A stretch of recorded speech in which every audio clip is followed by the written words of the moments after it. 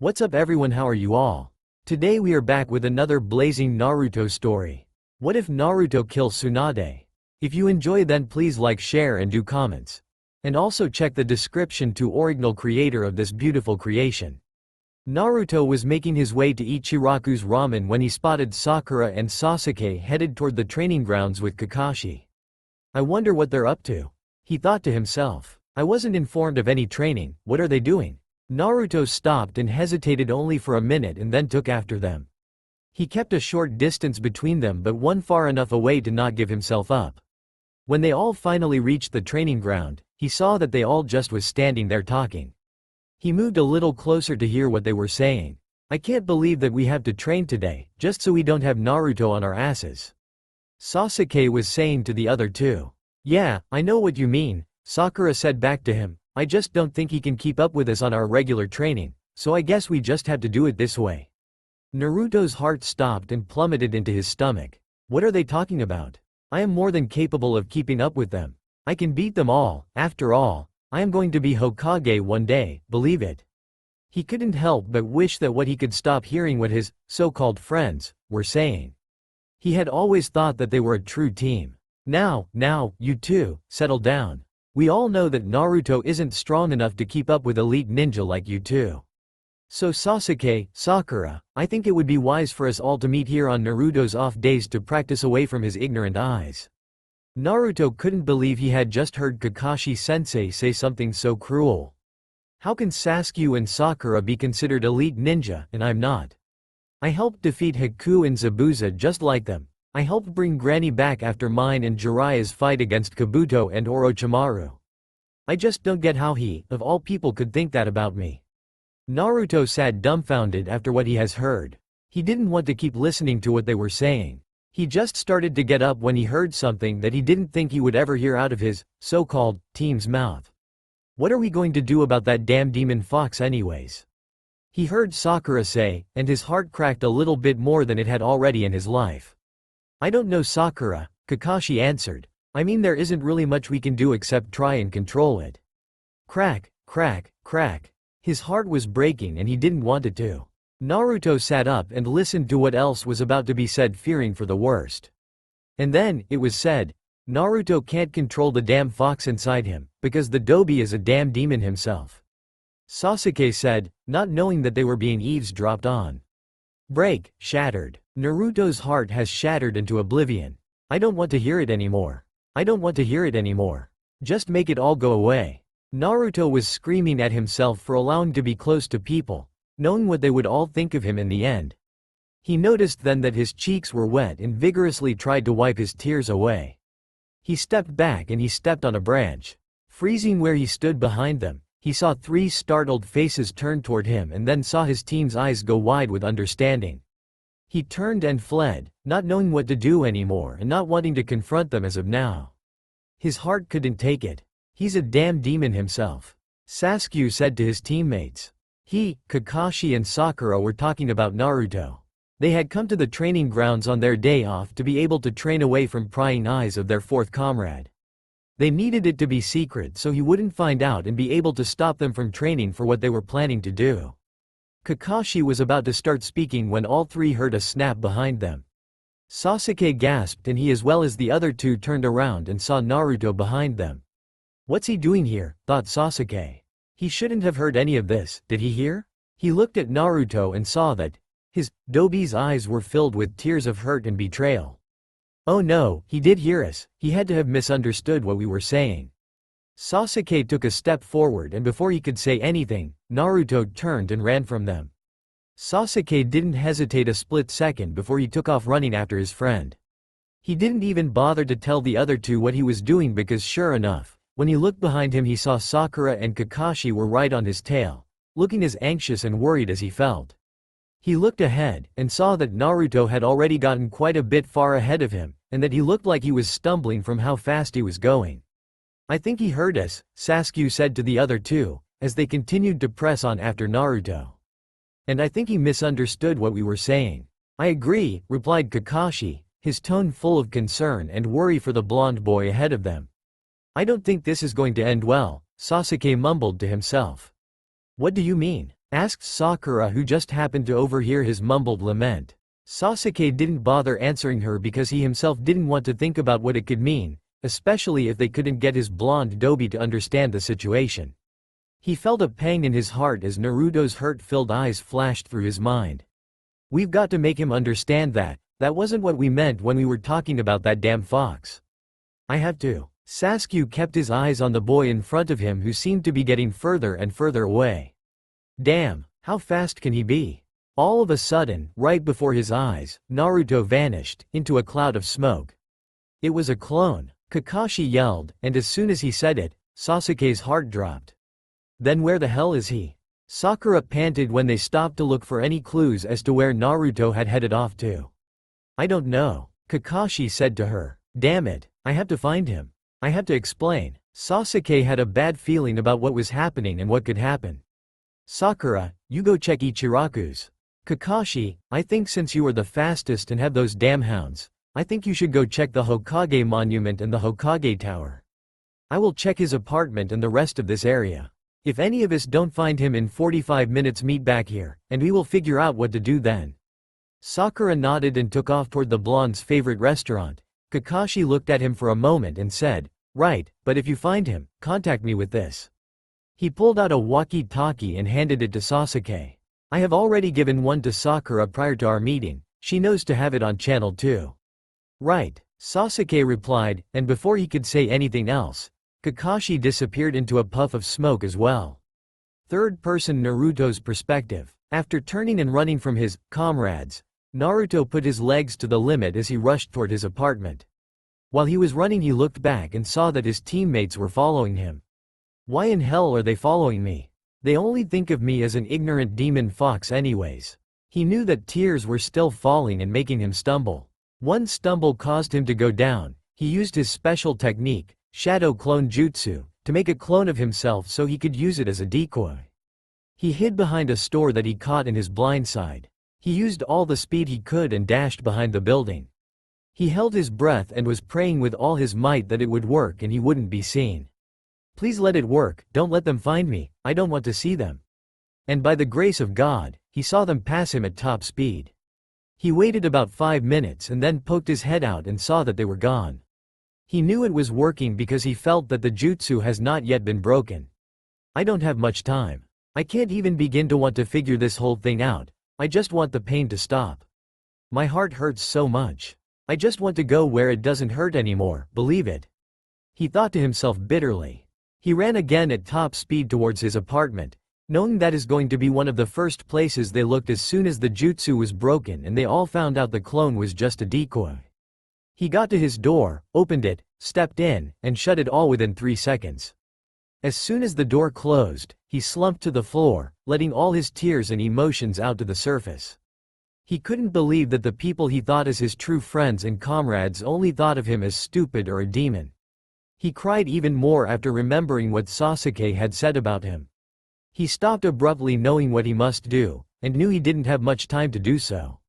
He went to his kitchen cupboard, pulled out the bottle of sleeping pills that Granny had prescribed him for depression after the death of the old man Hokage. Nobody knew that he was depressed about the old man's death. Flashback F. Third-person Naruto. Naruto stood at the Kia monument at 200 am in the morning, crying and mourning for the old man.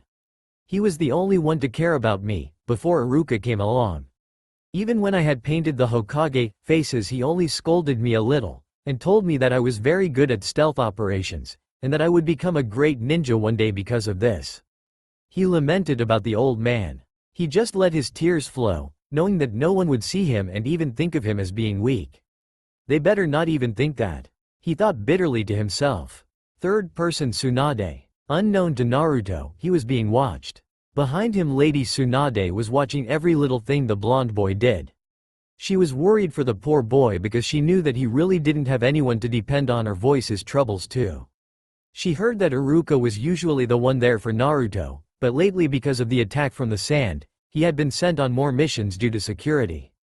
She was to blame for that. When she had first become Hokage, she knew the most important task that needed to be doing was to secure the Leaf Village from border attacks from neighboring countries.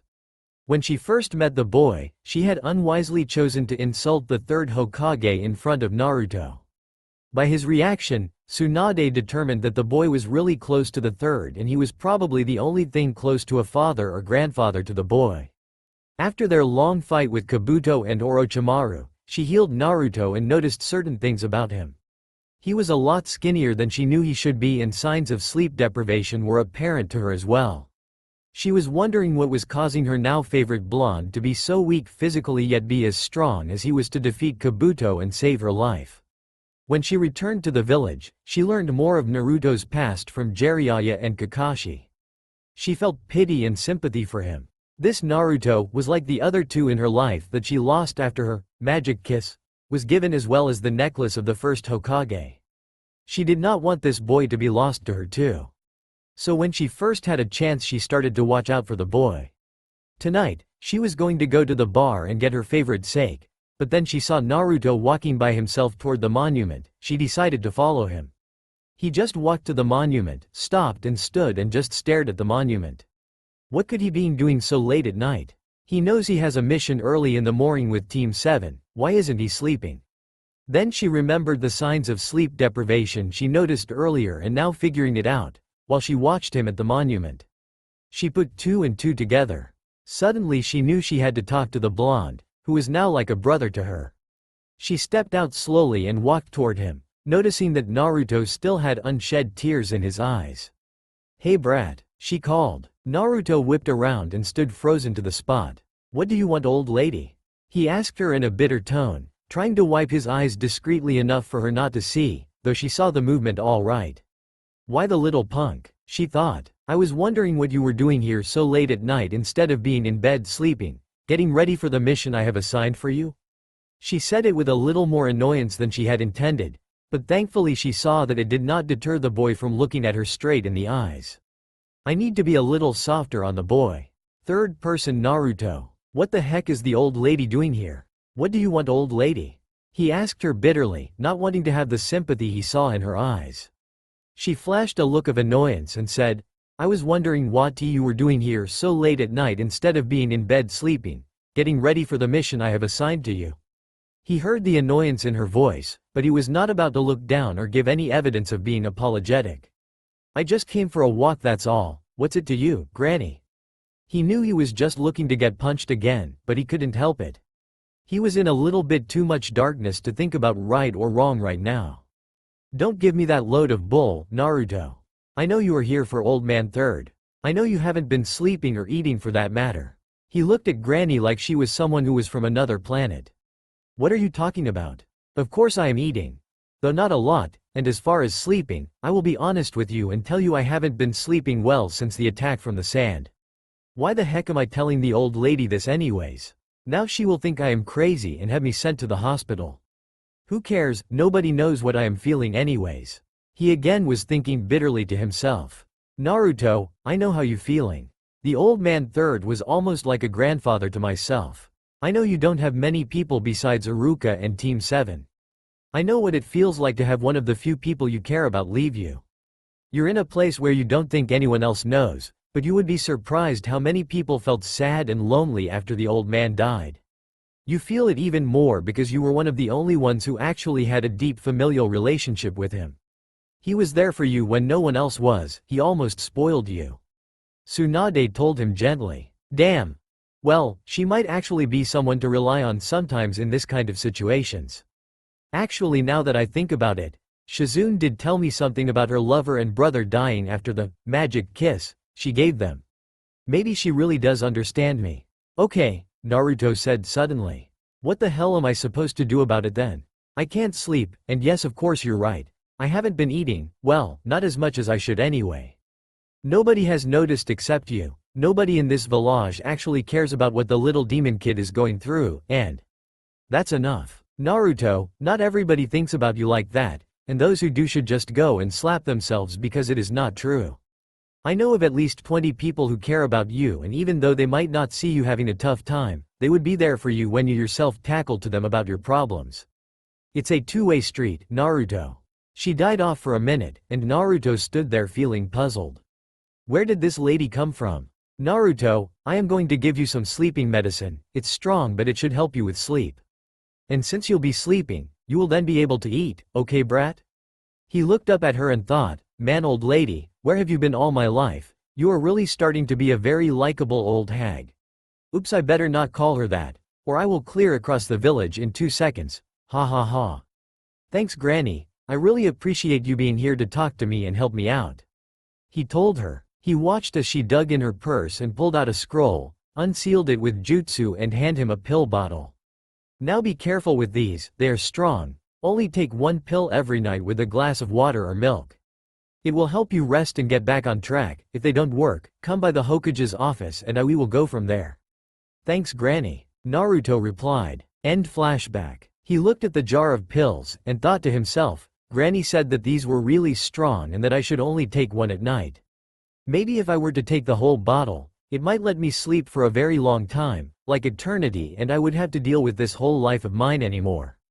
It's just too damn painful. I always thought that they were my friends. If they think like that, then I know all the rookies and guys team think of me the same way. I can't bear to know that they never thought of me as a comrade or friend. I just WNAT all my pain in my heart to go away. I just wanted it to stop. Make it stop. Make it stop. He opened the jar of pills and dumped about 10 in his hand. He went to get a cup and filled it with water and downed them in one go. All of a sudden, he forgot about something. He had to leave a note. I have to at least let Iruka and Granny know that I will be okay after this, and they shouldn't worry. He put the bottle down on the counter and went to his dresser, opened the drawer and pulled out a scroll and pen. He thought to himself a minute, then began to write. Granny, I am sorry for having to leave like this. I want you to know that I am going to be okay now. My heart won't hurt anymore, so you don't have to worry. I know your heart will hurt for me, but please don't let it. I am going to a much better place and you need to know that. I love you like the old lady you are to me. Granny, please be there for the others just like you were there for me when the old man died. Especially Jiraiya, he won't take this too well, so don't get too drunk and watch out for the pervy sage. I don't know if Sasuke would mind if I died or not, but I know that Sakura and some of the other rookies will grieve when I die. They don't need to be sorry for a demon like me. I am sure that Kakashi-sensei will be sad to see me leave, but tell him just to look after his favorite pupil Sasuke for me. Make sure that he doesn't do anything reckless when it comes to his brother. He is really going to get himself hurt if he continues down this path of revenge. I wanted to help him, but I think I was not wanted or needed anymore. Granny, you were like a grandmother to me or even a mother, so I don't want you to grieve too much over me. I was not killed like the other two, so please don't think it's your magic kiss that killed me, or the cursed necklace either. I loved the necklace and it brought me good luck. Please let me keep it with me as I pass into the afterlife. I love you, old lady Granny. Love your little punk. Naruto Uzumaki. Naruto sat there and read what he had just written. He seemed to feel dizzy all of a sudden. I think those pills are already starting to hit. Damn it, I should have written this first. I just got to deal with this pain a little longer. I need to finish writing this letter to Iruka-sensei before I can sleep. I don't want him to worry about me. I need to hurry, or I don't think. Naruto swayed on the spot, abruptly stopping his inner turmoil. He knew he didn't have much time, so he started writing his next letter. Iruka-sensei, I always loved you as the brother I never had. You were always there for me, although I know you had to resent me for having the nine-tails fox inside me that killed your parents. I know you would never take your resentment for the nine-tails out on me, but sometimes I think you wanted to.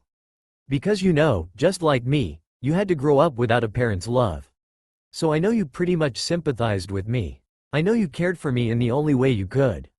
I love you for that, sensei. Please don't feel bad about not being here for me when you think I needed you the most. I didn't come to you because I knew you would be able to stop me.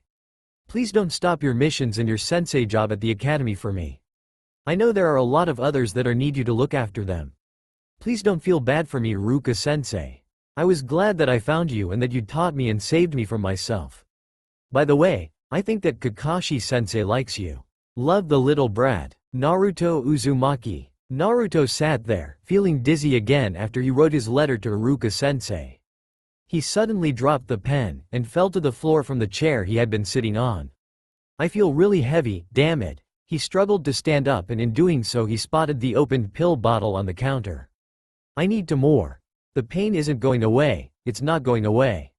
I need more to drown out this pain in my heart. That's all I need to do. Stop the pain. Stop the pain. Stop the pain. He staggered over to the counter, lifted the bottle and poured. He really couldn't count at this point, but downed them with the water in one go. More. More.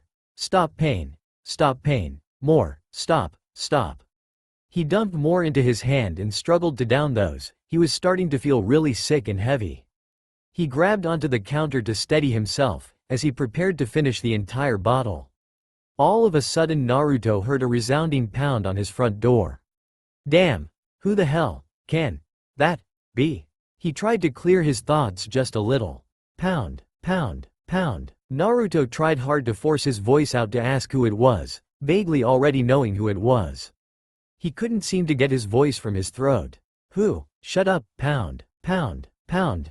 Just go away. He swayed again, trying to keep himself from collapsing. He knew he had to finish the bottle. He picked it up, and was about to pour more into his hand when he heard the voice from behind the door. Naruto, are you in there? It said. Great, it's the Teme. It was Sasuke Uchiha. Sasuke ran as fast as he could towards Naruto's apartment. He couldn't exactly put a thumb on where this sudden bad feeling came from. It came out of nowhere and it felt more dreadful than the feeling before. He had to get to Naruto quickly. He turned down one alleyway, took a left, then a right into another alleyway. He had been to Naruto's apartment a couple of times, but thanks to his Sharingan he was able to memorize the quickest route to the Dobi's apartment one time. So this time, he took the route quickest and took it at top speed. He saw the apartment coming into view, and jumped up onto the nearest roof. He took no precautions on safety as he jumped from to roof, finally jumping to the landing of the two-story rundown apartment building right in front of Naruto's door. He took a slight second to take a deep breath, then pounded on the door. Pound, pound, pound. You have to be here, Dobi. You have to. I have to get you to understand that what you thought you heard was wrong. Please be here, please be here. He waited and listened. No sound came from the other side of the door. Pound, pound, pound. He pounded on the door again. Listening, he heard a slight sound coming back to him. Naruto, are you in there? He called out. He listened as intently and as focused as he could. Naruto, I know you're in there. I can hear you. He yelled, thinking that he could bluff Naruto into confirming he was there. Dobi, what do ya want? Tem, he heard Naruto stutter back to him. His voice sounds off, big time off. He thought to himself. He was wondering why the Dobi's words were slurred. Naruto, I need to talk to you. You misunderstood what we were talking about. We were discussing. He thought about how he should proceed with his statement, but before he could, he heard Naruto yell out back to him. I don't care why more. I'm Avenuin, ad day. Go and sleep soon. Sasuke began to worry about the sluggish tone in the Dobi's voice. Naruto, we have to talk before you go to bed. Please let me in so I can explain things to you. Come on, Dobi. He was almost yelling through door at this point, trying to get Naruto to open up and this whole misunderstanding can be put to rest. He was still having this very bad feeling about something, and it just kept on getting worse and worse. Come on, open the damn door, he yelled one more time. I ain't goin' to beds. He heard Naruto stutter sluggishly again. Not going to bed? You just said you were. Oh shit. He suddenly realized what the bad feeling was about and started to pound on the door incessantly. Pound, pound, pound. Naruto, pound, pound, pound. Open the damn door, now. Pound, pound, pound, pound. Come on, Naruto, open the door. Come on, don't have done anything stupid. Please, I'm begging of you. He kept on pounding the door. All of a sudden he heard a thud, and the breaking of glass behind the door. Sasuke panicked. He stepped back and kicked the door. It came off the hinges pretty easily. Sasuke jumped over the half-fallen door and into Naruto's apartment. He looked around quickly, and made his way into the kitchen. Sasuke froze at the horrible sight in front of him. There in front of his eyes, laying semi-unconscious on the floor surrounded by broken glass which looked like to be a cup and several pills along with a pill bottle. Naruto himself looked like death itself. Pale, eyes half-lidded and breathing unevenly and rapidly. It took him a split second to realize what had happened. He dashed with a speed that would have put Rock Lee to shame and was by Naruto's side in an instant. Naruto he shouted. Sakura, you go check Ichiraku's. Kakashi, I think since you are the fastest Nad have those damn hounds, I think you should go check the Hokage monument and the Hokage tower. I will check his apartment and the rest of this area. If any of us don't find him in 45 minutes, meet back here, and we will figure out what to do then. Kakashi listened as Sasuke took control. He could see that Sasuke, who was normally so impassive to much of Naruto's hype, was almost panicking. He didn't mind Sasuke taking charge in this case. He was just as worried about Naruto as Sasuke was. He looked over at Sakura, she nodded at him and took off, going toward part of the village where Ichiraku's was located. Kakashi looked back to Sasuke, thinking about something.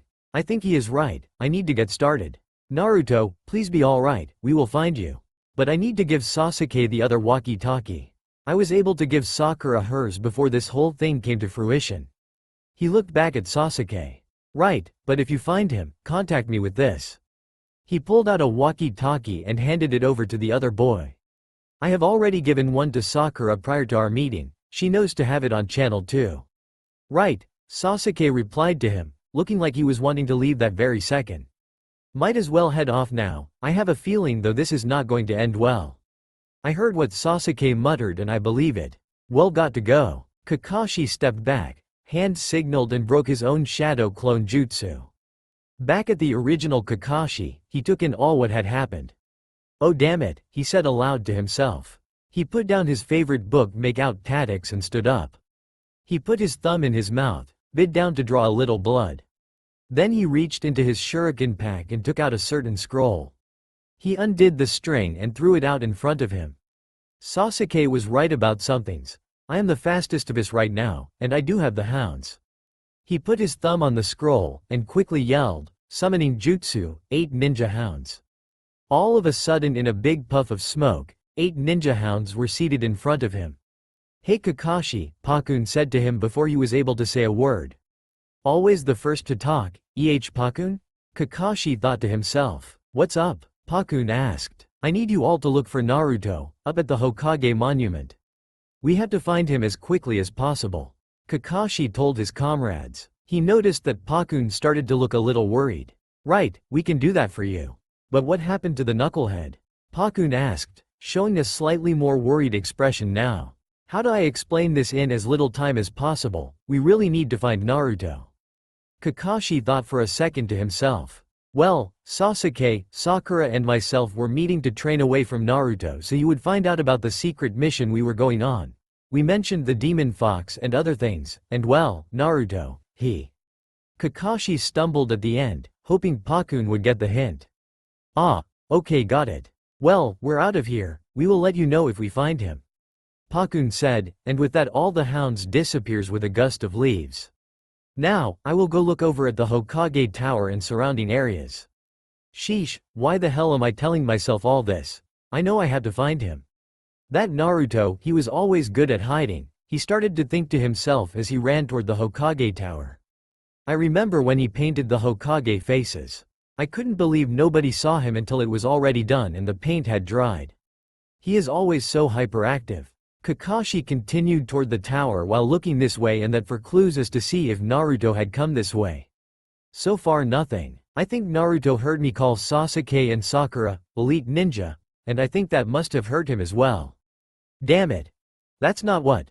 I didn't mean for it to sound like Naruto wasn't. Sure, he still had some catching up to do, but Naruto, he really is in a class of his own. I still remember when he helped Sasuke free from Zabuza's water prism Judas. He found himself remembering the first real battle that he had as Squad 7 sensei. Flashback. Kakashi, who just escaped Zabuza's attack, ran into the water and sunk himself below the surface. Coming up he noticed something strange.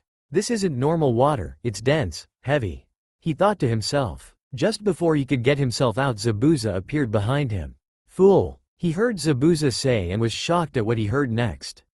Water prison jutsu. No, Kakashi yelled out to himself. He could already feel the jutsu closing in around him. Escaping into the water, bad mistake. Kakashi couldn't believe that he had just been taken hostage by the Mist's assassin. He looked up at Zabuza and waited for the man to explain this jutsu. Sure enough, Zabuza explained. This prison is made of water, but it's as strong as steel. It's hard to fight, you can't move. So much for the great Kakashi. I'll finish you off later. Pause flashback. Kakashi had now made his way to the Hokage Tower. He began by going to the top and looking down at the surrounding areas of the village, hoping to spot the blonde boy around there. Come on, where is that kid? I need to find him. He was thinking to himself. He continued to look around for clues as to the missing boy's location.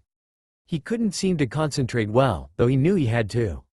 His mind kept replaying the memory of how Naruto and Sasuke used their magnificent teamwork to free him from Zabuza's water prison jutsu. Play flashback. A little further into the memory. Kakashi just kept on watching as Naruto went head to head with Zabuza. He couldn't believe what he was seeing. Suddenly, Naruto, after getting beaten back, grabbed something on the ground. Kakashi watched as Naruto stood up and showed us all his prize. His leaf ninja headband. That's all he wanted? Kakashi smirked to himself as he thought. Before he couldn't think of anything else, he heard Naruto say something. Hey you, the freak with no eyebrows. Put this in your bingo book. The ninja that will become Hokage of the village hidden in the leaves. He watched as Naruto straightened himself up and started to tie his headband around his head again. He never backs down. His name is Naruto Uzumaki. Kakashi couldn't believe what he had just heard.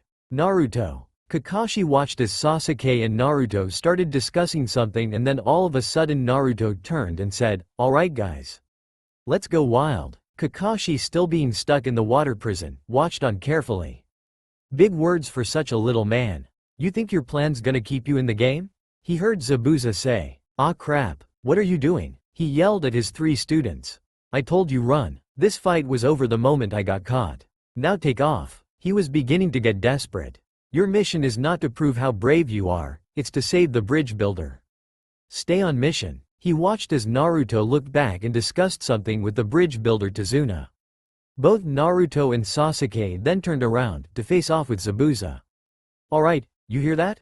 He heard Sasuke say, then before he could say something he heard Naruto speak. Yeah, believe it. You ready? He could tell they were planning something, and he began to pray that they would not get themselves killed, trying to rescue him. Naruto and Sasuke both tried to take down the Zabuza clone, but couldn't even get close to do any damage to the Mist's elite ninja. Suddenly Kakashi saw Naruto use his speciality jutsu.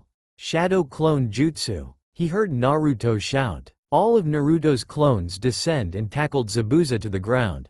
He could see that it wasn't going to hold him for long. Sure enough, Zabuza used his strength and threw all the Narutos away from him. Naruto, being thrown back, was saying, I'm not giving up. Kakashi saw that Naruto reached into his backpack and pulled something out. I've still got this. Naruto shouted. Sasuke. Kakashi saw what it was Naruto had pulled out of his pack and threw it to Sasuke. A massively huge shuriken, a windmill shuriken to be exact. Sasuke caught it and brought to his side, preparing to aim it. He could tell that Zabuza was preparing to deflect it. Sasuke held up the shuriken saying, Demon Wind Shuriken, Windmill of Shadows. He aimed at Zabuza as Zabuza said, a shuriken? You'll never touch me with that. He laughed to himself. Sasuke threw it at the clone. Kakashi knew that it was not going to hit the clone, but to his surprise, it was not aimed at the clone but the real Zabuza. So, you passed the clone and aimed for my real body.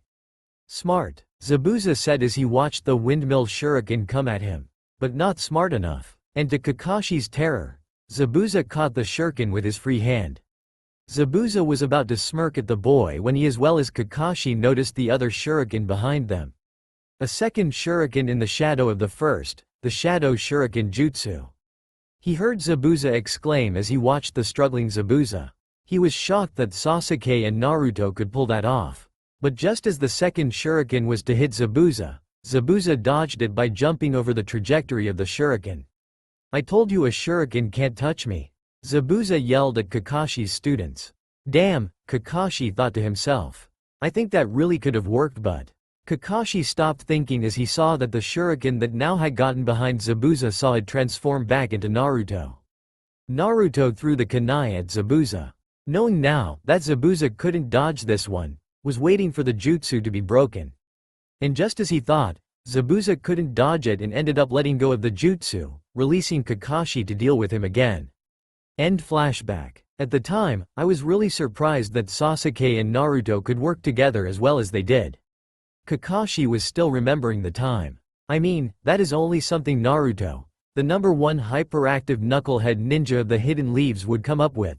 And as for Sasuke realizing what Naruto had planned from the second he caught the shuriken is indeed ingenious to catch on as quickly and add that second shuriken. I was completely amazed. I think even Zabuza was shocked that they forced him to let go. Kakashi still stood at the top of Hokage Tower looking for Naruto. He couldn't seem to knock a very ominous feeling away from his heart. He couldn't fathom what it could be. It sort of felt like the time before he found his father. His father committed suicide. He prayed to God that the feeling he had nothing to do with death. All of a sudden Pakun returned with the other 7 ninja hounds. Kakashi, Pakun said as he caught his breath. We couldn't find any trace or smell of Naruto up towards or around the monument. Well, very old traces, almost a week and a half old. He has not been up there in quite some time. Kakashi was now in a bind. It had been close to 30 minutes and he still could find no trace of Naruto. He knew he needed to find the boy quickly. Kakashi-sensei. Kakashi heard his name being called from the walkie-talkie. He reached back to the device and brought it to his mouth. Sasuke, what is it? Did you find Naruto? Yes, I did, and please hurry to Naruto's apartment. Now. Kakashi could hear the panic in Sasuke's voice. Whoa, calm down Sasuke. What's wrong? Is something that matter with Naruto? Kakashi was starting to panic as well. He had never heard Sasuke this panicky before. Calm down, sensei, I think Naruto overdosed on some kind of pill. He is extremely pale, semi-unconscious and his breathing is uneven and rapid. I don't know what to do, he needs help. Kakashi froze for a split second, shocked and scared. Sasuke, try and keep him conscious. I will send Pakun to Lady Tsunade for help and I will be there shortly. Do not move him, and make sure he stays awake. He told this to Sasuke as fast and as calmly as he could. He glanced back to Pakun to see that he was already gone. He was headed toward the hospital and the Hokage's office. Just as soon as he saw this, Kakashi turned and ran with all his might, jumping from roof to roof towards Naruto's apartment. Be okay Naruto. I will be there as soon as I can. Kakashi's inner turmoil was being to eat at him. He knew the bad feeling was going to be something like this. He had felt this before with his father, he had just hoped it wasn't going to be the same with Naruto. I can make it there in about 5 minutes, just hold on. Sasuke, don't let him go to sleep. All of a sudden, 2 people came into his peripheral vision. Hey Kakashi, what's the rush? Mike Guy said to him from his left. Oh geez, not him right now. Kakashi thought awkwardly. He saw that Nenji Hyuga had come to run on his right. Both keeping the same pace that Kakashi himself was keeping.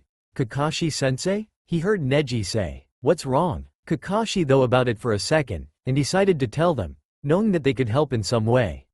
Neji with his Byakugan especially he could see how Naruto's physical condition would be until the medic ninjas show up. It's Naruto, Kakashi started but before he could finish both Neji and Guy asked at the same time, what's happened with Naruto? Is he alright? Kakashi was amazed at how Naruto has changed people's hearts and minds toward him. Both Guy and Neji was on alert and worried about Naruto as soon as they saw the panic and worry in his own eyes. No, he's not. Sasuke found him in his apartment. It appears that he overdosed on some pills and he is in really bad shape. Sasuke just contacted me and he is panicking badly. I know it's bad when Sasuke is this upset. Kakashi concluded the situation to his fellow comrades. What? Naruto wouldn't do that. Neji shouted. Kakashi could hear the fear in his voice. I mean, Naruto has always said that his ninja way is to never give up. That's the ultimate form of surrender. Kakashi couldn't have agreed more. Neji's right, Kakashi, I don't think Naruto would give up like that. He's done so much, what could have caused him to try and take his own life? Guy asked him seriously. Squad 7 had a very big misunderstanding and I think it hurt Naruto to the point that he is swallowed by despair and darkness. Kakashi said, just nearly missing one laje of a roof. We're almost there, we're almost there. He kept telling himself. I mean, you know what that feels like Neji. He told the younger shinobi. Yes I do, replied Neji. But I think being betrayed, not saying that you guys did. He saw the look that Kakashi gave him. But for him, if you did, Naruto would take that to the utmost extreme. We all know that he has never truly been accepted into the shinobi ranks or this village for that matter, and then to be betrayed by the very people who first accepted him. I don't know what I would do if it were me. I couldn't imagine the pain he must be going through. Kakashi nodded at this, agreeing with Neji mentally. They finally reached the block on which Naruto's apartment was located. When they reached the apartment, they saw that door was already busted in. Kakashi gave himself a second's break to catch his breath and to prepare for what he was going to see when they walked into the apartment. He could hear Sasuke imploring Naruto to wake back up. Come on, Naruto. You have to stay awake, you have to wake up. Wake up. Wake up. Kakashi knew that something was really wrong. He was almost afraid to go into the apartment. He saw that Neji and Guy had the same scared looks on their faces, but they were planning on going in at that very moment. Oh God. Please be alive, Naruto. Please. He stepped through the door. Sasuke jumped over the half-fallen door and into Naruto's apartment. He looked around quickly and made his way into the kitchen. Sasuke froze at the horrible sight in front of him. There in front of his eyes, laying semi-unconscious on the floor, was Naruto. He was surrounded by broken glass which looked like to be a cup, several pills scattered across the floor, along with a pill bottle. Naruto himself looked like he was dead. He was pale, his eyes half-lidded, and was breathing unevenly and rapidly. It took him a split second to realize what had happened. He dashed with the speed that would have put Rock Lee to shame and was by Naruto's side in an instant. Naruto, ooh, he shouted. He lifted Naruto's head onto his lap. He couldn't think of what to do at this very moment. Stop panicking, Sasuke, he told himself. Think this through. What do I need to do? He thought for a quick second, reached into his leg pack and pulled out the walkie-talkie that Kakashi had given him. He turned it on and turned it to the second frequency. Kakashi-sensei. He spoke rather loudly into the handset. He hoped Kakashi had his turned on. Of course he would. He knows as Junin how important it is to keep in touch with your comrades, especially in a situation like this. Come on, Kakashi, I know you're there. He kept on thinking. He was just about to call for his sensei again when Kakashi's voice came through. Sasuke, what is it? Did you find Naruto? Thank the gods, he's there, though Sasuke, a little relieved to hear his sensei's voice. Though he couldn't be too relieved because Naruto sat dying on his lap. Yes, I did, and please hurry to Naruto's apartment. Now, he yelled into the walkie. He knew he sounded panicking and that Kakashi would also pick up on it. Whoa, calm down, Sasuke. What's wrong? Is something that matter with Naruto? Kakashi spoke back through, almost immediately. Of course there is something wrong with Naruto. Kakashi, can't you hear how panicked I am? Well, if you can, you told me to calm down, didn't you? Naruto, you can't die. Naruto. He knew Naruto didn't have much longer, so he spoke back to Kakashi-sensei as quickly and as calmly as he thought he should in this situation. Calm down. Calm down. Sensei, I think Naruto overdosed on some kind of pills. He is extremely pale, semi-unconscious, and his breathing is uneven and rapid. I don't know what to do, he needs help. Sasuke waited in agony that seemed like an eternity before he heard the voice on the other end. Sasuke, try and keep him conscious. I will send Pakun to Lady Tsunade for help and I will be there shortly. Do not move him, and make sure he stays awake. He heard Kakashi say. Of course, Lady Tsunade can fix this, but for now I need to try to keep Naruto. He looked down and saw that Naruto was staring straight into his eyes. The usually shining blue eyes, so full of life and excitement, now seemed dull and lifeless. The sight of those eyes tore into Sasuke's gut. What in the world happened to you, Naruto? How could you have done this? He thought while looking into the dullness of Naruto's eyes. Naruto, Sasuke spoke to him, loudly, so as to keep Naruto's attention on his voice and to keep him from swaying back into unconsciousness. What did you do? How could you do this? What made you do this? He asked him with all the courage he could muster. He had to have courage because he didn't think he would like the answer to his questions. Naruto just looked at him and smiled.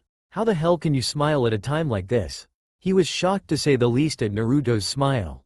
He then noticed that Naruto's usual grin was that of a small sad smile. It broke Sasuke's heart to see his friend, his dobi, like this. It's what? Rapid breathing, everyone has always wanted. He heard Naruto's voice was extreme melly, laden with slurs and exhaustion.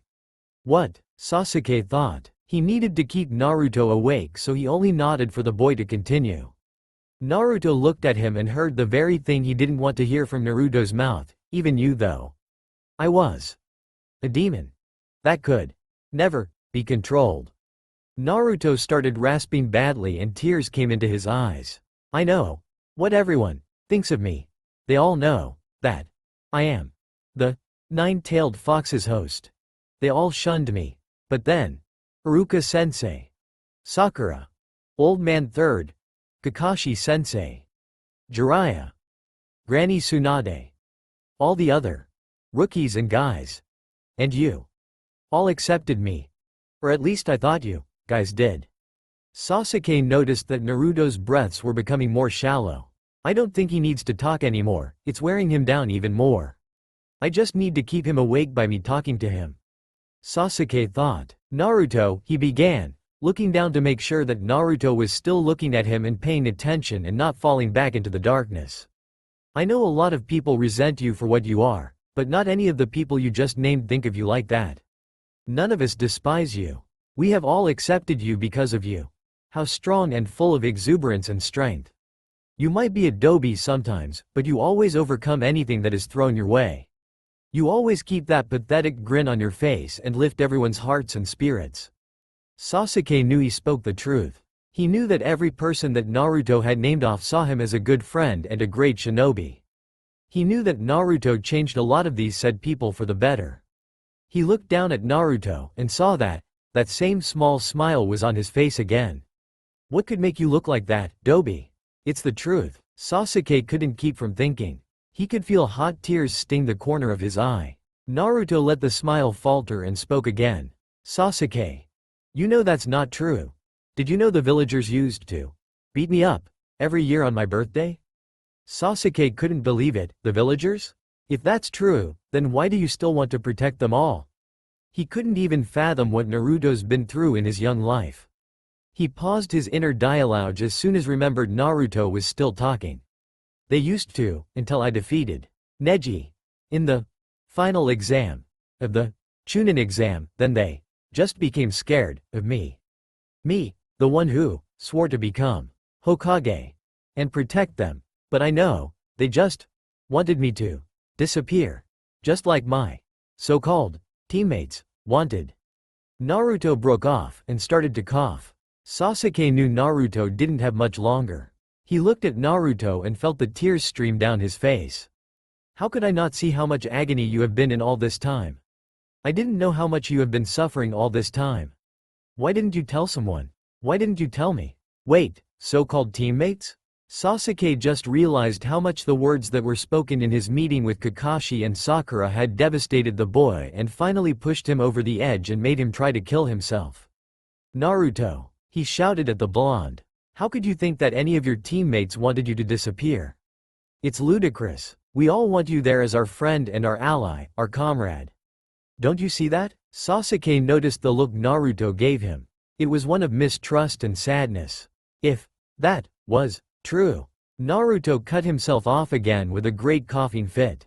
Doesn't matter, anyway. Naruto looked up at him and smiled. Everyone gets what they want. This is the end. Naruto stopped mid-word. Sasuke knew the word he was going to say was end. Sasuke panicked at this and held his breath and looked down. Naruto's eyes had shut and his breathing was extremely shallow and short. Naruto, wake up. Sasuke shook the boy with no thought of gentleness. He waited for Naruto to open his eyes. When the blonde's eyes did not open, Sasuke took his hand and slapped the boy's cheek a little roughly. Naruto, wake up. The boy's eyes still did not open. Sasuke felt his heart drop in his chest as he suddenly started to fear for the survival of his friend. Sasuke kept shaking him telling him to wake up. He was extremely afraid of Naruto not waking up. He shook the boy even harder when the boy's eyes still did not open. Naruto, oh. Come on, Naruto. You have to stay awake, you have to wake up. Wake up, wake up. He shouted. Come on, Dobi. You have to wake up. Wake up. Neji had just finished training with Guy-sensei, Lee and Ten, and was on his way with Guy to the Hokage's office to get their assignment for the next day. They were in the middle of Disc C using what they thought their next assignment would be when all of a sudden he saw a silver blur across the sky.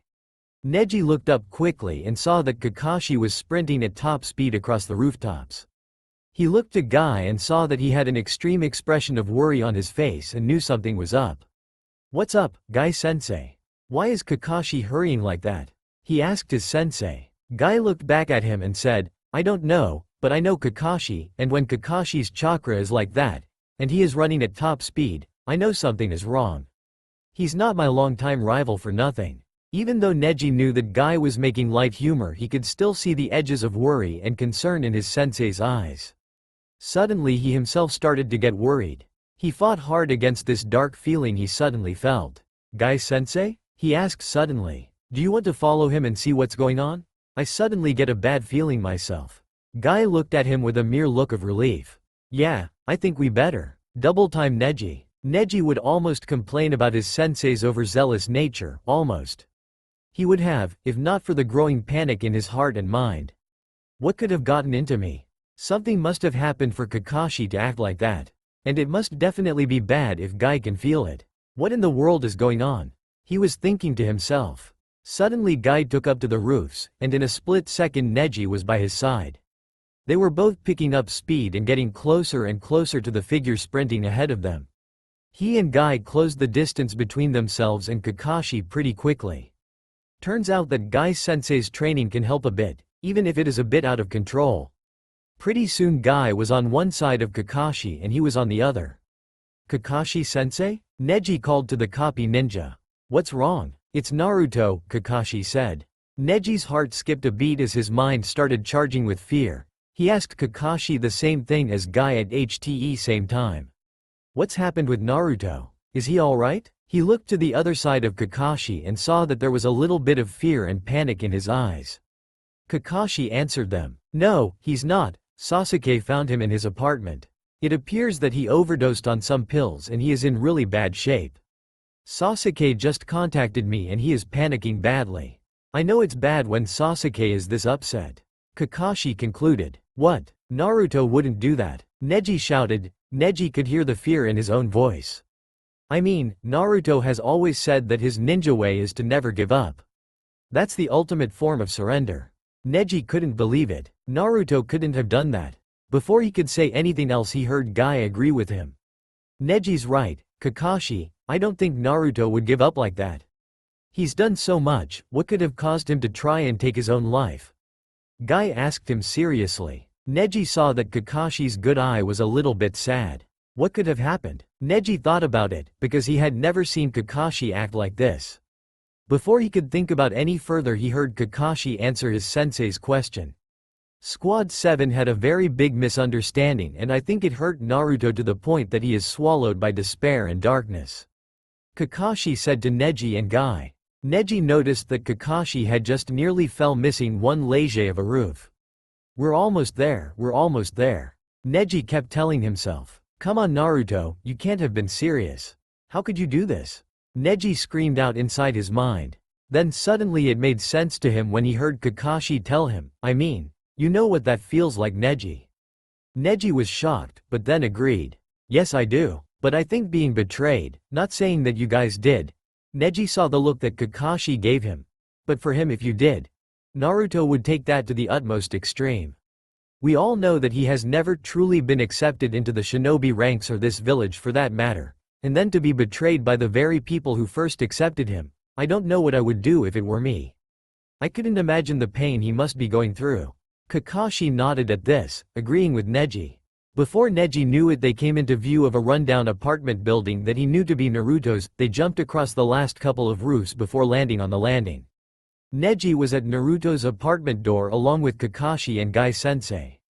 He was just told moments before that Naruto had OD'd and tried to kill himself because he thought that his friends had betrayed him and didn't care about him. Just like Kakashi had said, Neji did know what it felt like to be betrayed by someone close to you, or at least you think they did. "Uncle Hisashi didn't betray me like I thought, but still, it hurt to think he did. I almost killed Lady Hinata because of it." And to think that Naruto, the one who has always been shunned by the villagers, had finally made some friends and people who cared about him, and to find out that they betrayed him, he must really be torn apart right now. Naruto, please, you can't die. Just as he said this to himself, Neji heard Sasuke's shouts coming from the inside of the apartment. Naruto, ooh, come on, Naruto. You have to stay awake, you have to wake up. Wake up, wake pp. Neji heard the sheer fear in Sasuke's voice, and it panged resoundingly in his heart. For a minute he hesitated to go into the apartment, afraid of what he would find there. He looked to his side and saw that Kakashi and Guy were the same. He took a deep breath in and exhaled slowly and stepped through the door, Kakashi in front and Guy following him closely behind. He didn't notice anything in the foyer and proceeded with Kakashi to the kitchen. What he saw sent him straight to his knees. He saw Sasuke on his knees with a very deathly-looking Naruto in his lap. Sasuke was desperately shaking the boy on his lap to try and wake him up. He noticed in his peripheral vision Kakashi and Guy hurried to Sasuke's side. He couldn't exactly hear what was being said because there was such fear in him that his ears were ringing with it, so he lifted himself off his knees and strode over to the others. Getting back down on his knees, he heard Kakashi saying, "Sasuke, how long has he been unconscious for?" Neji looked to Sasuke and saw that Sasuke had tears streaming down his face. What? No way. Sasuke is crying? The cold-hearted Uchiha, who is always an impassive jerk and bully to Naruto, is crying over him. Neji couldn't believe it. He then listened to what Sasuke said. About 3 minutes now, he was telling me how. Who cares what he was telling me right now? We need to get him help. NOOOW. Neji heard the agony in the Uchiha's voice and was startled at the harshness and panic in his voice. Neji, still startled, looked up to Kakashi and Guy and said, "We need to send for Lady Tsunade right away." Kakashi just shook his head and said, "Already done. Pakun is headed to the hospital as we speak. I sent him right before you two caught up to me." Neji nodded, but before he could say anything else, they all stopped and looked down at Naruto, who had suddenly opened his eyes and was coughing. "Neji," Guy called to him. He looked up to his sensei, and by the look on his face he knew what he had to do. He nodded to his sensei, looked back at Naruto, closed his eyes and whispered, "Byakugan." He opened his eyes and looked to the inside of Naruto. He gasped. "Sensei," he said. "What is it, Neji?" Kakashi and Guy both said simultaneously. Neji kept his vision on Naruto's stomach and chest. He's taken over 20 of these unidentified pills. His chakra is slowing down, but it doesn't seem that the pills have dissolved that much. He told them. He was thinking to himself, "I think we can save him. We have to get him to throw up." If I am not wrong, the orange chakra seems to be slowing down the dissolving process. The Kyuubi is slowing down this process in order to help us save him. I need to tell the others. Neji looked back to Guy and Kakashi and told them just that. The Nine Tails chakra seems to be slowing the dissolving process. To help us save him, I think all we really need to do is make him throw up the pills. At that moment they all heard Naruto moan and start to convulse as his body was trying to reject the pills. Neji looked down and saw that Naruto still had his eyes open and that they were dancing around looking at everyone surrounding him. He noticed that Naruto's eyes stopped when they reached Neji's eyes. Neji saw that the fire that he had seen in Naruto's eyes almost all the time was gone, and all that stared at him was eyes of loneliness and darkness. A blank look that Neji knew would haunt him for the rest of his life. Neji bent down to Naruto and whispered to him, "Naruto, you need to hang on a little bit longer. We will save you. Your friends will save you." He looked back into Naruto's eyes and saw that they were glistening with unhed tears. Neji then thought his heart would stop when Naruto shook his head and barely made out a hoarse, "Please, don't." Neji stared at Naruto in shock. He now noticed Naruto's eyes again, and somewhere deep in them he saw the hope that he was himself hoping for. Neji looked at Sasuke, and told him, "Sasuke, let Guy take him and hold him up. You need to use your Sharingan to pinpoint where the Nine Tails chakra is strongest. I need to make sure where to hit without internally damaging him." Guy took Naruto from Sasuke, and Kakashi looked at Neji like he was crazy. Kakashi's eyes suddenly had a look of understanding in them, but Sasuke still didn't get it. He said as much. "What do you mean, hit him? He's already hurt. You're not gonna hurt him even more, Neji. I won't allow it." Sasuke made to take Naruto back from Guy, but Kakashi put his hand on his shoulder and stopped him. "Wait, Sasuke," Kakashi said to the Raven. "It will be okay. I know what Neji is doing, and he is right. Now look into Naruto's chakra for him." Neji glanced with gratitude toward Kakashi, who nodded. He looked back and waited on Sasuke to tell him where the chakra was strongest. It took Sasuke about 20 seconds to look over and turned back to Neji and said, "His chakra is strongest right at the top of his stomach, close to the top of the seal." Neji nodded, turned his vision back toward Naruto, who had seemed to lose consciousness again, and looked for the area that Sasuke had described. When he found it, he inhaled and took the stance of the gentle fist. He inhaled, then exhaled. Inhaled, made a fist and punched Naruto nunta softly in the exact spot where Sasuke had mentioned, and he saw. When his fist made impact, he felt one of Naruto's ribs break. "Oh shit, sorry Naruto, but I would rather you have a broken rib than be 6 feet under." After the punch, Neji pulled back and Naruto started to heave. He was about to throw up on the floor when out of nowhere a wastebasket appeared under him, courteously brought to him by Kakashi, who knew what was going to happen and made preparations for it. Naruto heaved and heaved. They all watched as Naruto started vomiting over 24 pills, all seemingly whole but somewhat dissolved.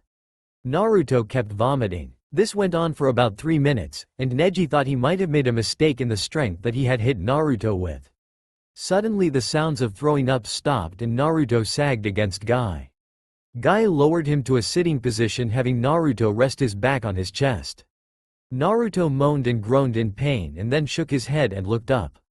Neji noticed that tears streamed down Naruto's eyes, not knowing if they were from the strain of vomiting or from despair.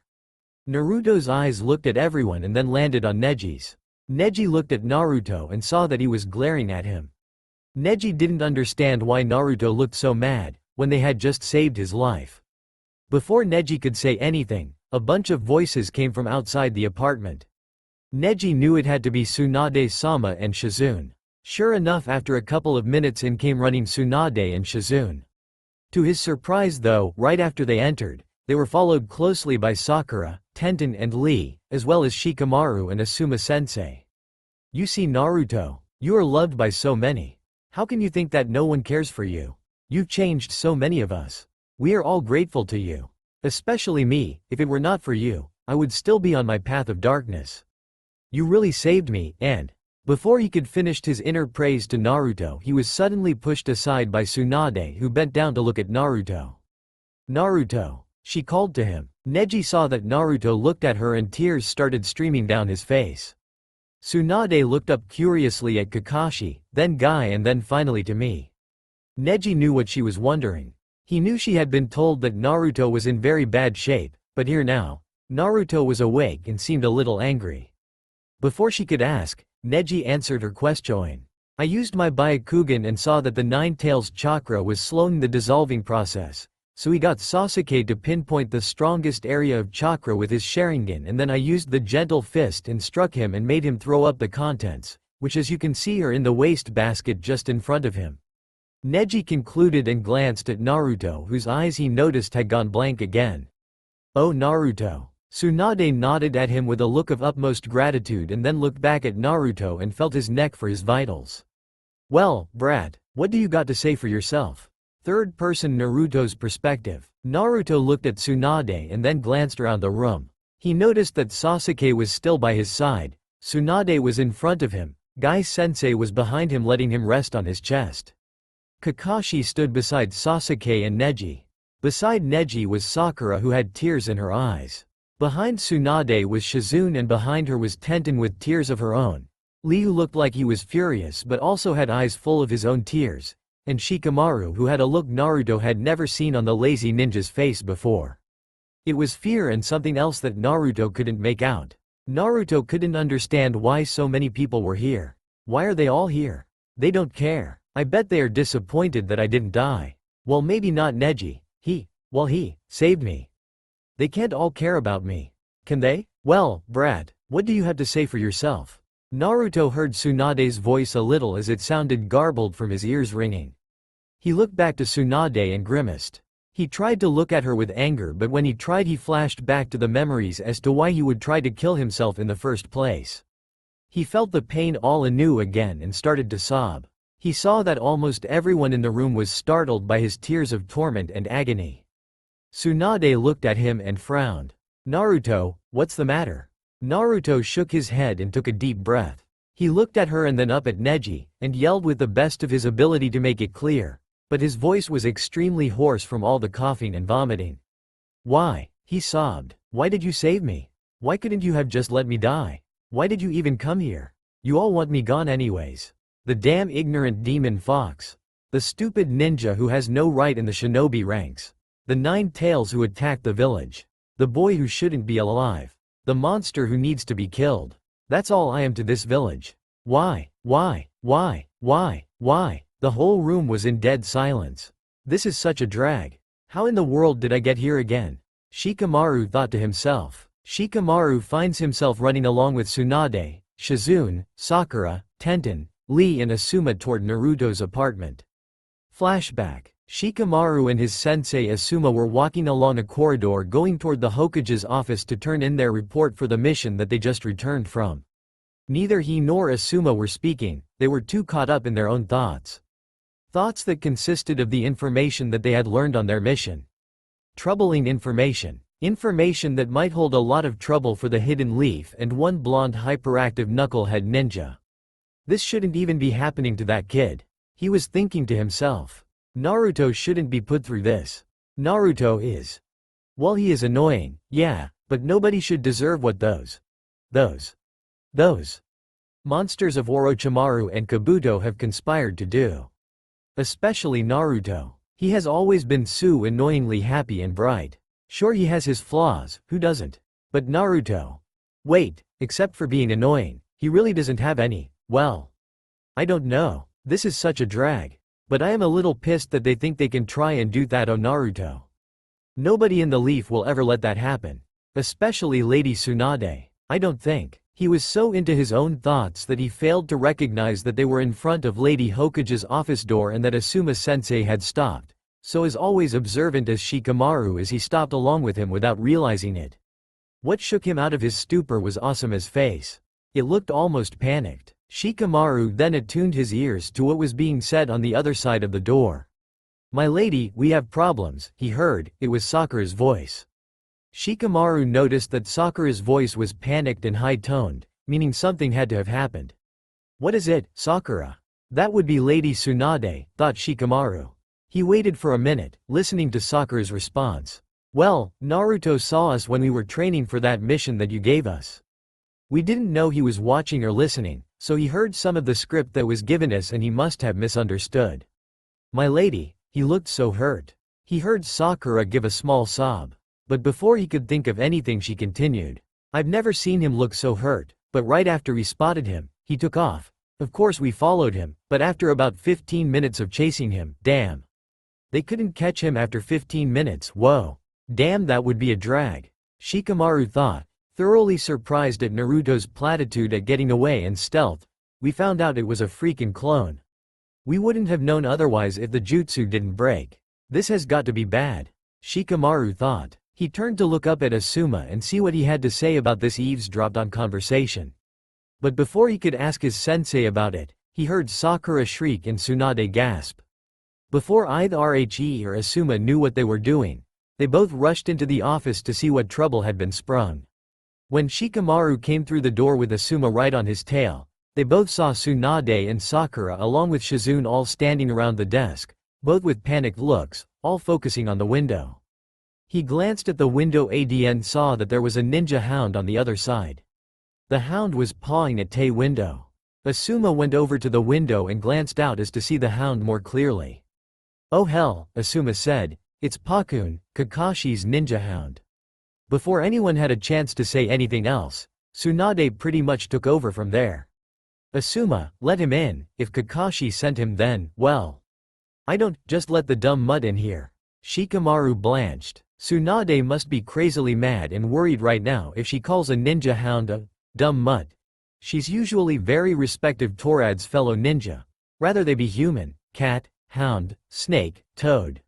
Hell, she's not known as the slug queen for nothing. Damn, this is such a drag. I don't like thinking this much. Drag. Asuma reached to the handle and lifted the window up, and let Pakun in. "Tsunade, it's about time you let me in." Pakun immediately started. He was a little breathless. It seemed to Shikamaru that the hound had been running around a lot. Tsunade cut off his musings by asking Pakun, "What do you want, Pakun? Did Kakashi send you?" Pakun took a couple of deep breaths before answering.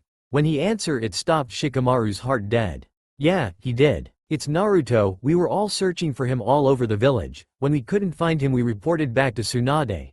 But as soon as I reached Kakashi, Sasuke called him on the headset saying that Naruto." Sasuke found Naruto in his apartment collapsed, unconscious, and irregular and rapid breathing. He said that Naruto had overdosed on some kind of pills and wasn't responding to him. Kakashi told him to try. Before Pakun was able to finish, Tsunade jumped up from where she had just sat down behind her desk, grabbed her medical bag and shouted, "Shizune, Sakura, we need to get over there immediately. Let's go, now." Shizune had stood at attention, nodded and said, "Yes, ma'am." As well as Sakura, who looked like her best friend had died, only nodded and muttered, "Yes, ma lady." Shikamaru looked toward Asuma, who he saw had a face of pure shock and concern on his face. He looked back at Tsunade and asked her a very important question. "Lady Tsunade, do you mind if Asuma and I tag along? We both want to see if Naruto is all right."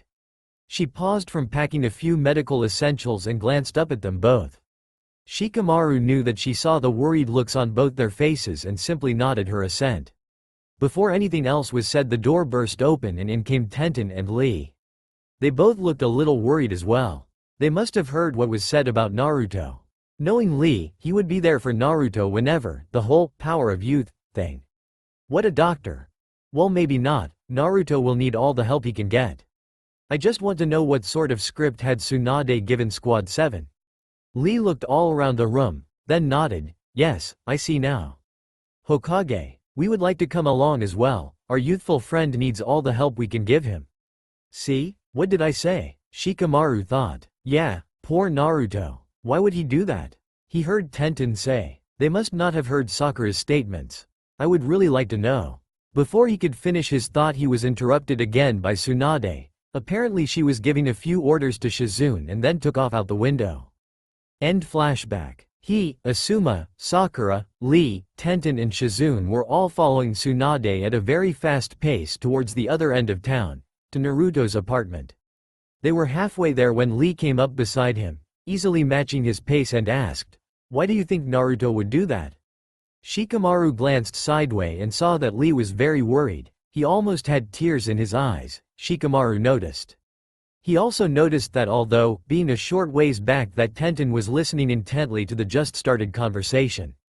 Shikamaru turned his gaze back towards the front as to keep up with the adults and Sakura.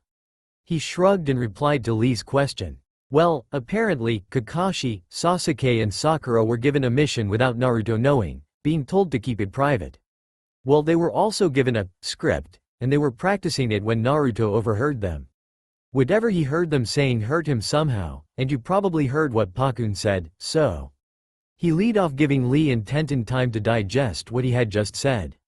He glanced back at Lee to see that his friend had a very concerned and thoughtful look on his face. But before Lee could reply, they reached Naruto's apartment. Shikamaru noticed that the door was flung off the hinges. Tsunade was already going through the door when he reached the pathway in front of Naruto's broken door. The first thing he noticed was everyone already in the apartment. Kakashi was standing beside Sasuke, who had his Sharingan whirling. Neji was in front of Naruto with his Byakugan activated as well. Guy was behind Naruto, who seemed to have crumpled back against the sensei's chest. He saw Tsunade rush over along with Shizune and Sakura. He followed quickly along with Asuma. He was followed quietly by Lee and Tenten. They all stood around Naruto, with Tsunade squatting down to get a closer look at Naruto. Shikamaru finally looked at Naruto. What he saw was not pleasant. Naruto was extremely pale and was having trouble breathing. He also noticed that he was crying silently. Why is Naruto crying? I have never seen him cry. What a drag of a day it must have been for him, but why would he try to kill himself? He thought that Naruto would never give up like that, not the Naruto he knew. But really, how well do I really know the kid? He couldn't help wondering. But then he heard Tsunade start talking. "Naruto." Tsunade called to him. Naruto glanced up and Shikamaru saw all he needed to know. He was what some people would call broken, or at least broken-hearted. He saw the pain in Naruto's eyes. He saw the utter despair and loneliness in the deep sky-blue eyes. He was frightened to see the dullness in them, the complete blankness. Tsunade looked over Naruto while Shikamaru waved along with the others. She looked up with a questioning glance at Kakashi. But it wasn't Kakashi who answered her unspoken question. Neji took the lead on this one.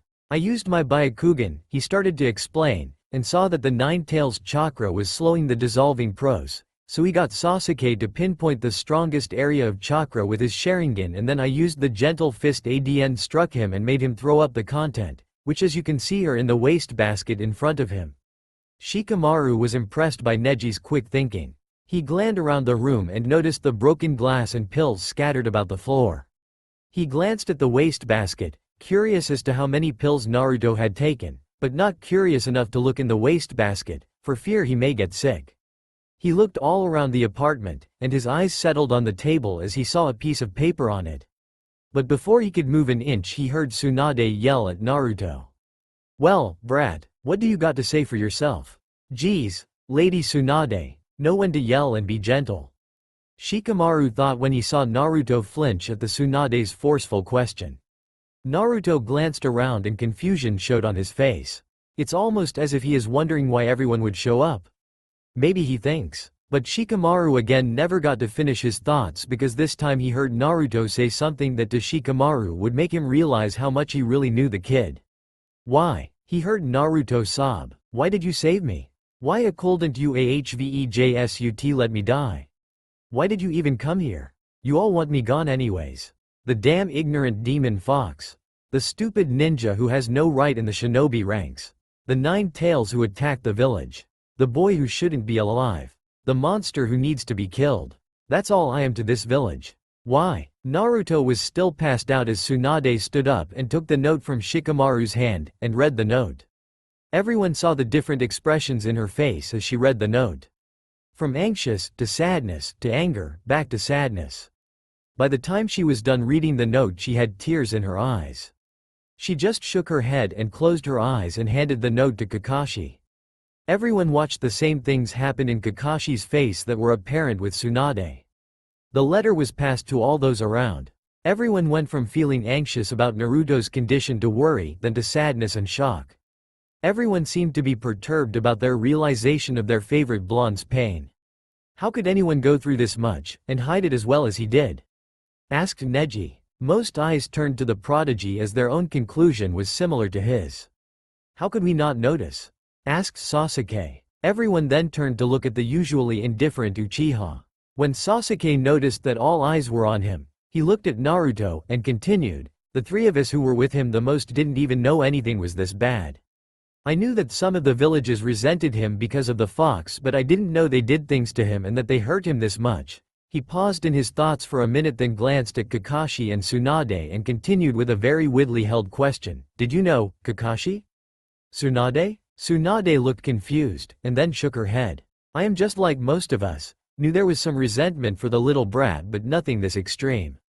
I still don't know all what was going on with him, Kakashi." She turned to Kakashi, who shook his head in the same manner. "The same, though I did notice that he did seem out of character as of late, but I was stupid enough to think that it was just a bad day." How stupidly foolish. Tsunade turned her gaze back to the sleeping blonde that has touched her life the most out of all she has known. How could he have put up with this much pain as long as he has? "I am the one who gave him the pills, but I..." She heard a gasp and looked up to see the faces looking at her with confusion. She chuckled humorlessly. "Well, after the old man died and Jiraiya and him came looking for me. As you know, we all got into a battle with Kabuto and Orochimaru.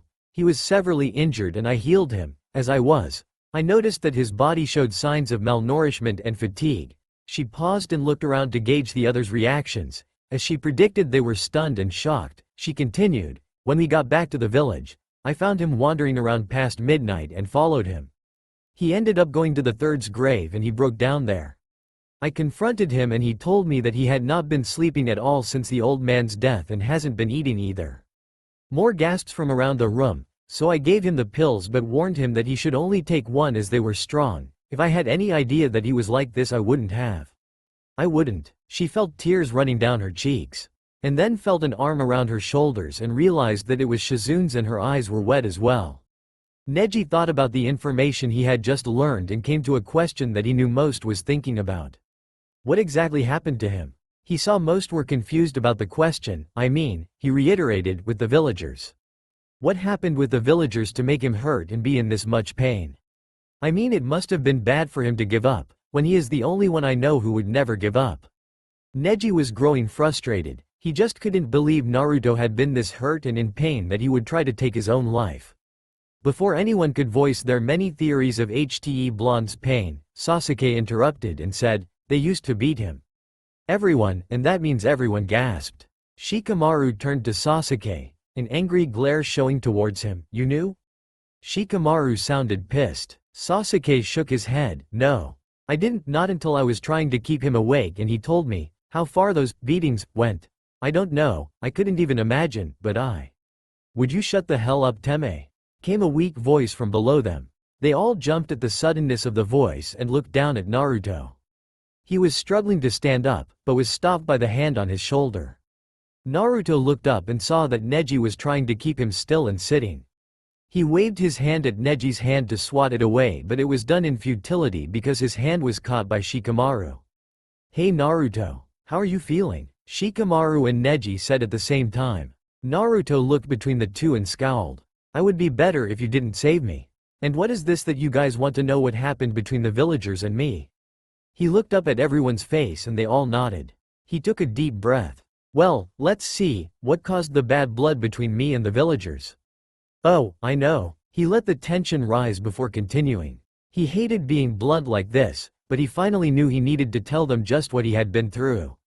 I was born. Everyone looked shocked to say the least. They knew all their lives were about to change, maybe for the better, maybe for the worse. Nobody could tell until they learned the whole truth. And they were afraid of finally finding out Naruto's hidden pain. Well, let's see, what caused the bad blood between me and the villagers? Oh, I know. He let the tension rise before continuing. He hated being blunt like this, but he finally knew he needed to tell them just what he had been through. I was born. Everyone looked shocked to the least. They knew all their lives were about to change, maybe for the better, maybe for the worse. Nobody could tell until they learned the whole truth. And they were afraid of finally finding out Naruto's hidden pain. Of knowing. Naruto looked at each person's expression. He was surprised at what he found there. Almost completely all of them were stunned. He knew then what was coming, and he waited. Neji, with his hand still on Naruto's shoulder, was the first to break the collective silence. What do you mean, Naruto? He asked the boy next to him. Naruto turned his face and gazed into the white pale eyes. He looked dubiously at him. You all already know. You all already know. Why do I have to tell you when you all already know? Naruto blurted angrily. Neji sighed and confirmed Naruto's suspicion. Of course we know, it's the 9 tails, right? Naruto just nodded his head. He then bowed his head as if in shame and looked at his hands, as if they might have all the answers he needs. Neji sighed again and asked, well, then let me rephrase. What did they do? Who? Naruto went rigid, and for a few minutes that seemed like forever to all others in the room, Naruto finally let them know the extent of his tormentor's sins. The villagers have been, I guess you could say, resentful of me ever since I was little, before I even went into the academy. Before I met Iruka-sensei or any of you guys. Except for the old man. But at the time I didn't know why they always looked down on me or treated me bad. They kept at it. Then, when my 9th birthday is when the beating started. It was during the festival. One man, who I think was drunk or something, caught me while I was walking home, and just outright smacked me. I asked him why he did that. I didn't yell at him or anything, and he punched me the second time around. It scared me so much that all I did was lay there trying not to move, and that made him mad, so he kicked me. Soon other people joined in. By the time they were done I could hardly move at all. I was in a lot of pain, I thought. I just thought, they were going to kill me? At this point Naruto started to breathe heavily. He buried his head in his hands, trying to calm down, but it wasn't working. Neji and Shikamaru, who were still right next to Naruto, glanced up from Naruto to look at each other. They both looked concerned for their friend. Neji then looked back to Naruto, to see that he was still hyperventilating. He put his hand back on Naruto's shoulder and squeezed gently, saying, "Naruto, it's okay. Take your time. Calm down, slow down. We are all here for you." Naruto suddenly stopped breathing and glared up at Neji. Then at each other person in the room. His glare then again looked at Neji, and Neji then had a very bad feeling. Oh no, I think we might have just have lost the calm before the storm. And he was right, because right then, Naruto suddenly slapped Neji and Shikamaru's hands off of him and stood up suddenly. But before anyone could stop him, he suddenly started talking again. Well, more like yelling. "You're all here for me?" he said angrily. "I don't think so." They looked at him with confusion, which made him even madder. And then, just like that, all of his pain and suffering came up to the forefront of his mind, and it was let loose. "You were never there for me. Why start now? You were never there when they beat me every birthday I have ever had. You were never there when sometimes the beating turned into something more. I don't even like to remember those nights. They hurt me so bad. But why do you all care? You were never there. I never had anyone. Anytime I almost made a friend, the fucking grown-ups took them away and turned them against me. I almost made friends with Hinata, but her escort told her that I wasn't worthy to have any friends, that I was the scourge of the village. Lower than dirt. Time and time again, I tried, and time again they were always taken from me. You weren't there when I had to watch as all the kids I saw go home with their parents to a nice loving home, and then I had to go home to this inky-dinky shithole that gets broken into every other day and trashed by the villagers. You were not there when I had to bury my pet mouse or gerbil or fish when again the villagers broke in and killed them. You weren't there when I suffered on every birthday, when I suffered through the resentment, the hatred, the beatings, the fucking hell that has been my life. You weren't there when I was told why everyone in the village hated and resented me, because of the stupid fox. You weren't there when Mizuki-sensei told me it was my fault that Iruka-sensei was an orphan. He told me that I killed everyone's loved ones. He told me that was why they hated me. Iruka tried to tell me that wasn't true, but all he wanted to do was ease his own conscience. He broke off for a minute to catch his breath and to slow down. He was feeling really lightheaded by the exertion of his rampage. He took a couple of breaths slowly and exhaled just as slowly. Everyone watched him cautiously, trying to comprehend just what they were hearing. They were, to say the least, shocked at what Naruto has just revealed to them. And they all knew that his rampage ranting was far from over. They waited patiently for him to continue. Neji tried to take Naruto's shoulder again and try to help him sit. Right as he was about to touch the blonde's shoulder, it was again slapped away.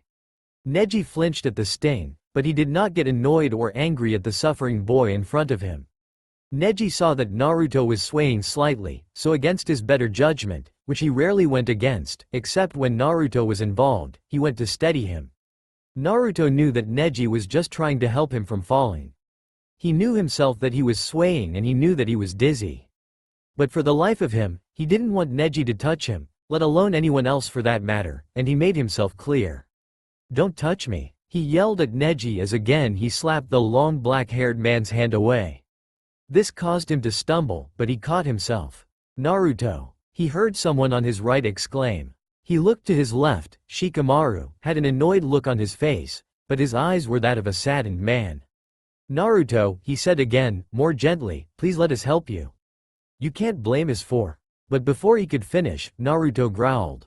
Everyone looked shocked, to say the least, at the blonde's growl. Kakashi looked to see if it was the fox that was coming out.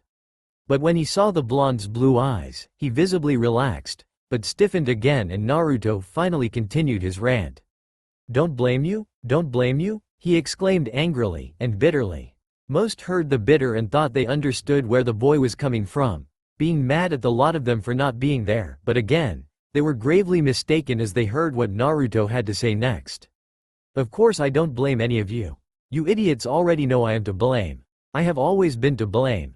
It's all my fault that the people of the village look down on me. It's my fault that Iruka grew up without any parents. It's my fault that I got beat up almost every day. It's my fault that I couldn't make any friends. It's my fault that nobody ever liked me. It's my fault that I have been raped since I was 10 years old." At this point, he heard gasps and cries of outrage. He stopped his words as they were, thinking that they were mad at him. He started to struggle away from his friends, and out of Guy's arms. He started to panic when he couldn't get away. Shikamaru studied Naruto's movements for a split second, and realized what Naruto was thinking. Gently he grabbed Naruto's arm and said, "Naruto, we are not mad at you." He heard a couple of gasps, and he looked up and saw a look of confusion on most everyone's faces. "Oh, what a drag," he said, before continuing to explain why he said that. "Naruto, I don't think meant to tell us that little part, and when some of us cried out like we did, he thought we were mad at him. He is scared right now."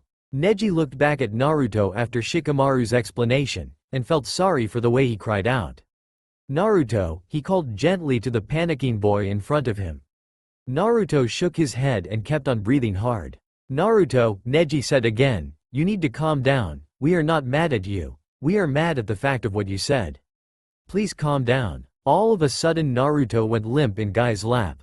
Panic shot through Neji and Shikamaru at this, and both reached for Naruto, hitting each other's hands. Both glancing at each other, Shikamaru nodded and backed off. Neji, nodding thanks, put his hands on Naruto to lift his head and look. He was just about to sigh in relief, when he noticed that the blonde's chest was not moving.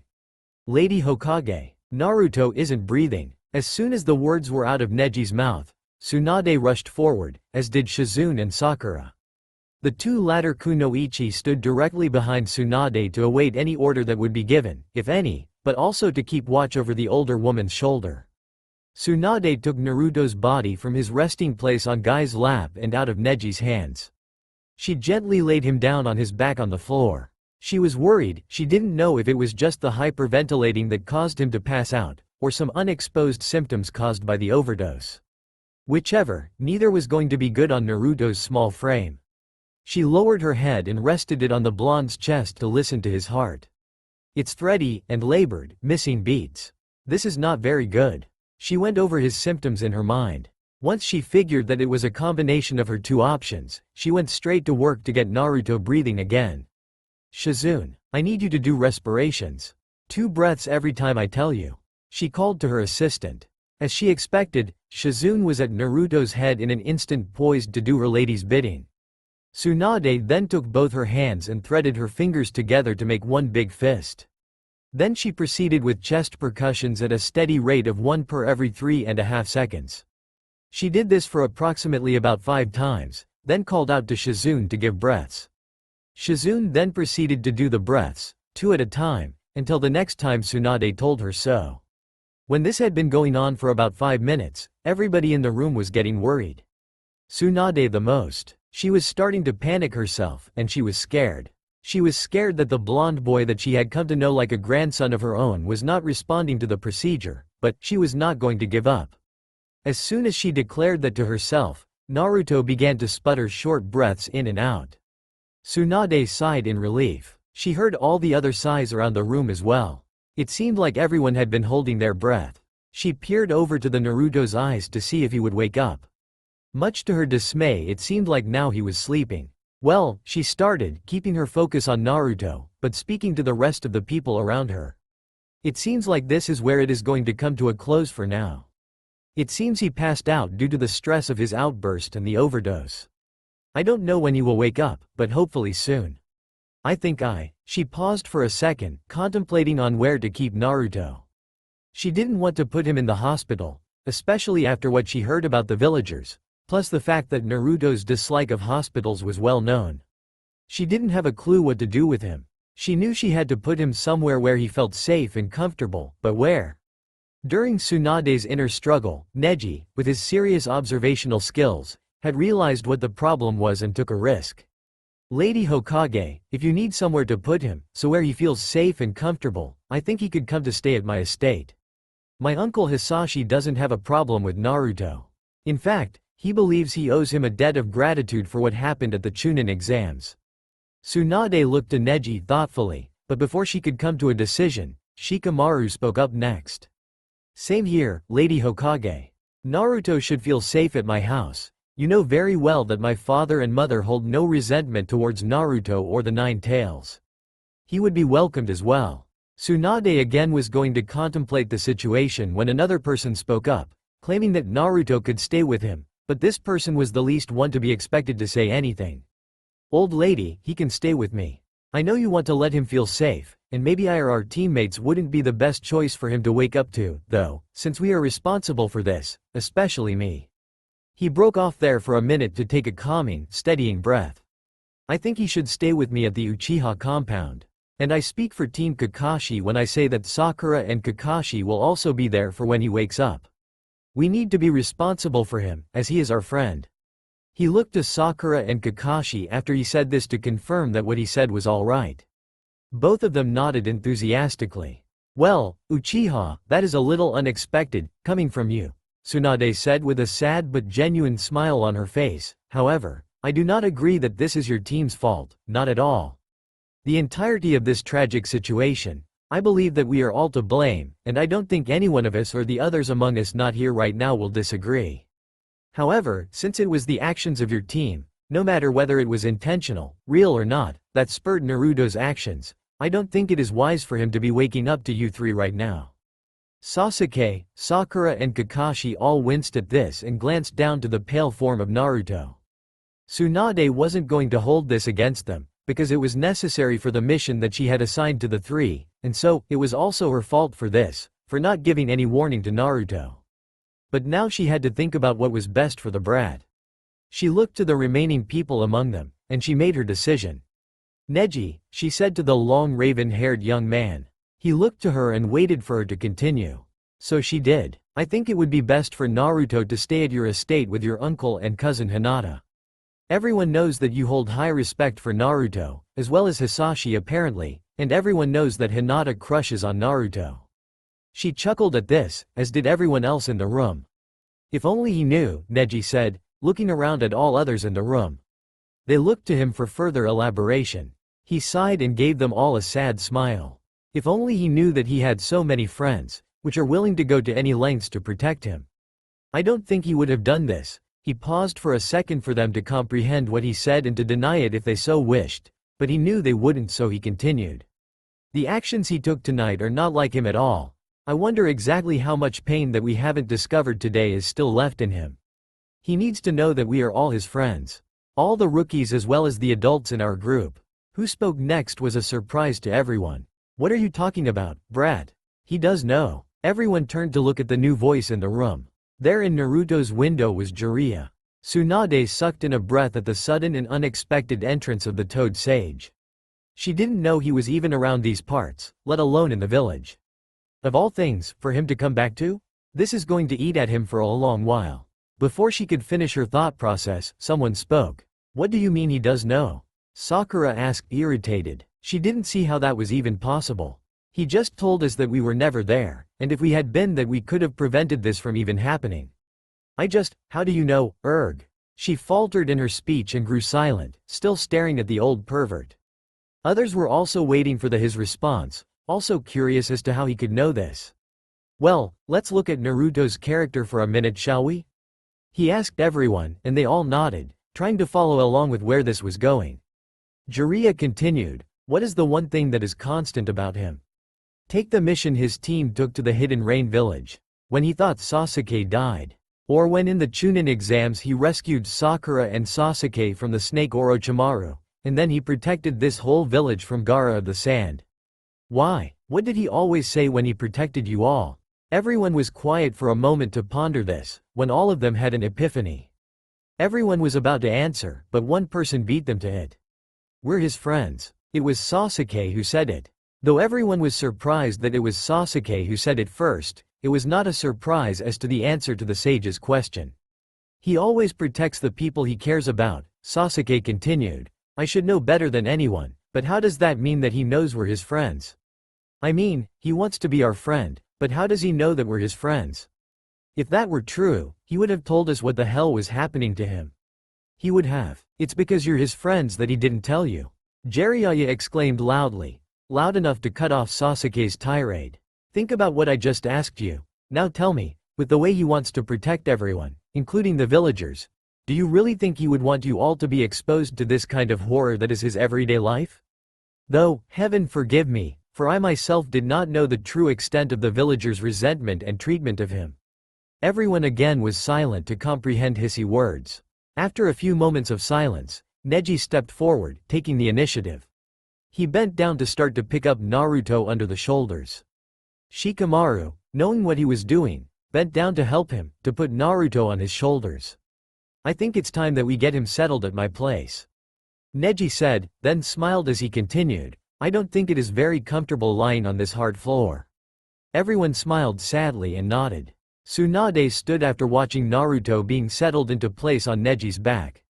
Okay, she said to them all. I will be in my office all night until he wakes up. Neji, you let me know the moment he wakes up, and I will be there whenever that is, no matter what is happening. She noticed the uneasy, questioning looks from the others, and eased their minds with her next statement. I will inform you all as to when he wakes up as well. Be ready at a moment's notice to be there. Everyone nodded. She looked at Neji expectantly. He nodded and turned to leave, followed immediately by Guy and Shikamaru. Before they even reached the door, Sasuke and Sakura called out to Neji. Take care of him, and be careful. They said this in perfect unison. The conscious males by the door smiled and walked out into the dusky night. Their hearts full of trepidation and some semblance of peace. They knew that the coming days were going to be rough for the lot of them, especially for their unconscious friend, but they all had the feeling that after this was all over, they would all have stronger bonds. They continued on their way to the Hoiga compound as quickly and as carefully as they could, trying not to disturb the young, fragile boy on the raven's back. Shikamaru's heart stuttered and almost quit at the agony in Naruto's voice. He noticed that everyone was pretty much feeling the same way he did, and that would be why in the world would Naruto think this way. This is not something that this happy, smiling, hyperactive knucklehead would be or should be thinking. He noticed that room had gotten dead silent. He looked down at Naruto and saw again the blank and dull eyes filled with hopelessness and sadness. Shikamaru then looked back to the table, and since everyone was wallowing in their emotions over the kid, he went over to the table and picked up the piece of paper. What he saw broke his own heart. He read his friends. That's all for now. If you enjoy this video, then please like, share and do comments.